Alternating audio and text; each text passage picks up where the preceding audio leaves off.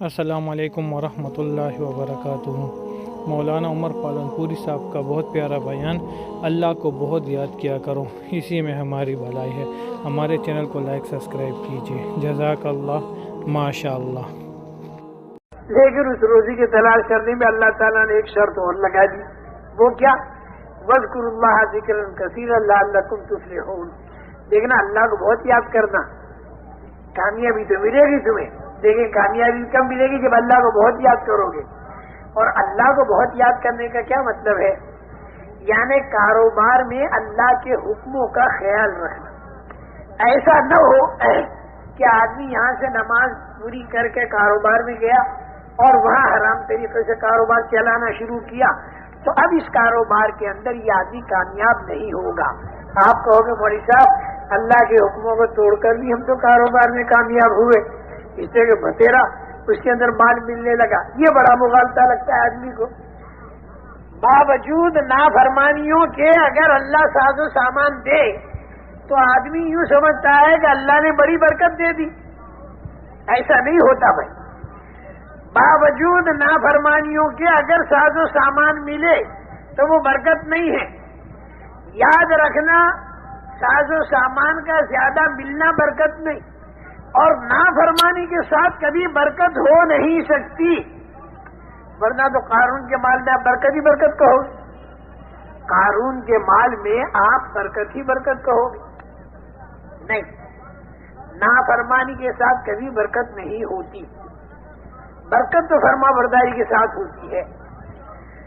فرما بردار کو اگر اللہ تعالیٰ ساز و سامان دے دے تو وہ سلیمانی اور داؤدی لائن چلی، اور نافرمان کو اگر ساز و سامان اللہ دے دے تو وہ قارونی اور فرعونی لائن چلی۔ خوب یاد رکھنا، فرما بردار پر اگر کوئی تکلیف آ جائے تو وہ ہارونی لائن کی تکلیف ہے، اور نافرمان پر اگر کوئی تکلیف آ جائے تو وہ قارونی لائن کی تکلیف ہے۔ میاں تکلیف تو یونس علیہ السلام کو مچھلی کے پیٹ میں ہوئی، اور تکلیف تو حضرت ایوب علیہ السلام کو بیماری میں ہوئی، اور تکلیف قارون کو زمین میں دھسنے میں بھی ہوئی، اور فرعون کو سمندر میں ڈوبنے میں بھی ہوئی، لیکن دونوں تکلیفوں میں فرق ہے۔ بہت سے لوگ ہم سے کہتے ہیں تبلیغ میں میں نہیں لگا تھا، نافرمان تھا پھر بھی میں پریشان تھا، تبلیغ میں لگ گیا پھر بھی میں پریشان ہوں، ایسے خطوط آتے ہیں۔ اور یہ بات موسیٰ علیہ السلام کی قوم نے بھی کہی تھی۔ موسیٰ علیہ السلام کی قوم بنی اسرائیل نے بھی کہی تھی حضرت موسیٰ علیہ السلام سے، اوذینا من قبل ان تأتینا ومن بعد ما جئتنا۔ موسیٰ علیہ السلام سے قوم کیا کہتی تھی؟ آپ تشریف نہیں لائے تھے نا، ہم اس وقت میں نافرمان تھے، تو اس وقت بھی فرعون ہم کو ستاتا تھا، اب آپ تشریف لائے، اب ہم آپ کی بات مان رہے، ہم فرما بردار بن رہے، پھر بھی فرعون ہم کو ستاتا ہے، ہماری تکلیف میں تو کوئی فرق نہیں ہوا، ہم لوگوں پر بھی لکھتے ہیں لوگ۔ تبلیغ میں نہیں لگا تھا جب بھی میرے اوپر قرضہ تھا، اب تبلیغ میں لگ گیا ہوں پھر بھی میرے اوپر قرضہ ہے، تبلیغ سے پہلے بھی میرے اوپر کچھ تکلیفیں تھیں، تبلیغ میں لگ گیا اور بالکل دین پر آ گیا پھر بھی میرے اوپر کچھ تکلیفیں ہیں۔ میرے محترم دوستو، دیکھو یاد رکھو ایک بات، آخرت کا معاملہ تو یہ ہے کہ جو آدمی نیک ہوگا تو اسے راحت ملے گی، اور جو آدمی برا ہوگا تو اسے تکلیف ہوگی، یہ طے شدہ بات ہے۔ قبر کا حشر کا معاملہ بالکل پکا سمجھو، پیٹنٹ، نیک آدمی کو ملے گی راحت اور برے آدمی کو ہوگی تکلیف، الٹ سلٹ نہیں ہوگا وہاں، بالکل صاف کلیئر معاملہ۔ لیکن دنیا جو ہے نا وہ دارالامتحان ہے، میری بات یاد رہے گی، ذرا دھیان کرو اس بات پر، دیکھو ادھر ادھر دھیان ہو تو اس طرف دھیان کر لو۔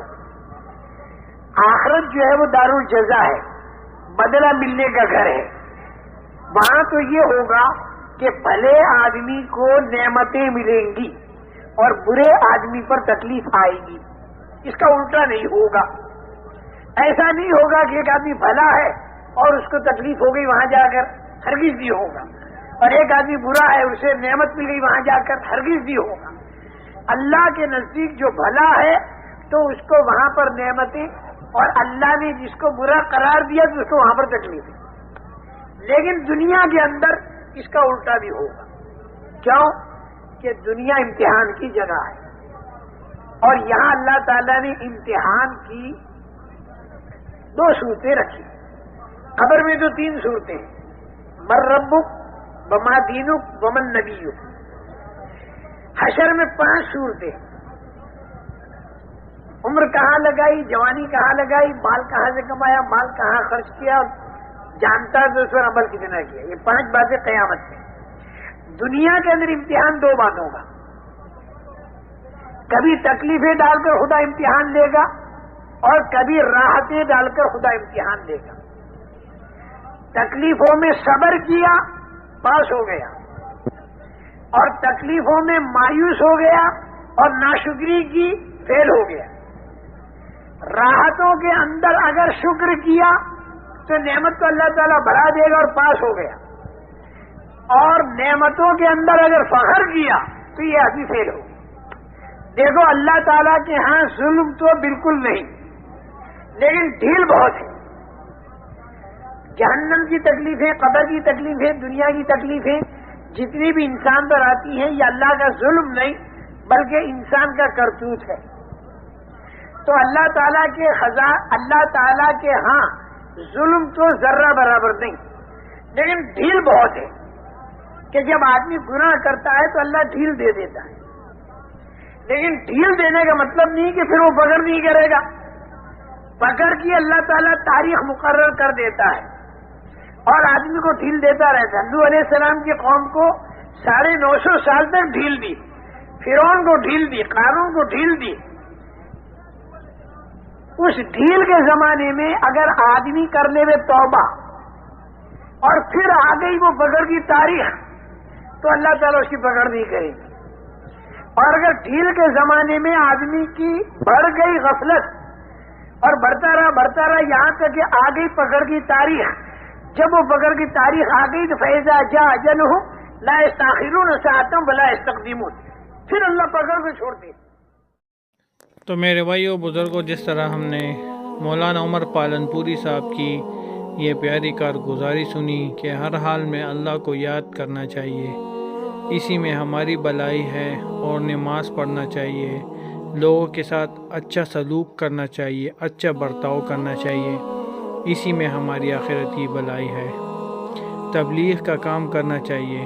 آپ حضرات دیکھتے ہیں کہ دوسرے ممالک سے لوگ آتے ہیں تبلیغ کے لیے، ایک سال کے لیے، چلے کے لیے، اور مختلف جماعتوں میں گشت کرتے ہیں، 10 دن گزارتے ہیں۔ کس لیے؟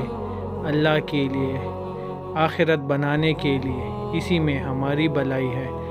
باقی آپ لوگ سمجھدار ہیں، ہم یہ بیانات دیتے ہیں، بیان کو آپ لوگ سنتے ہیں، اس پر عمل بھی کرنا چاہیے۔ جس طرح آپ لوگ اس دنیا کو ٹائم دیتے ہیں نا، اسی طرح آخرت کو بھی ٹائم دینا چاہیے، کیونکہ اسی میں ہماری آخرت کی بھلائی ہے۔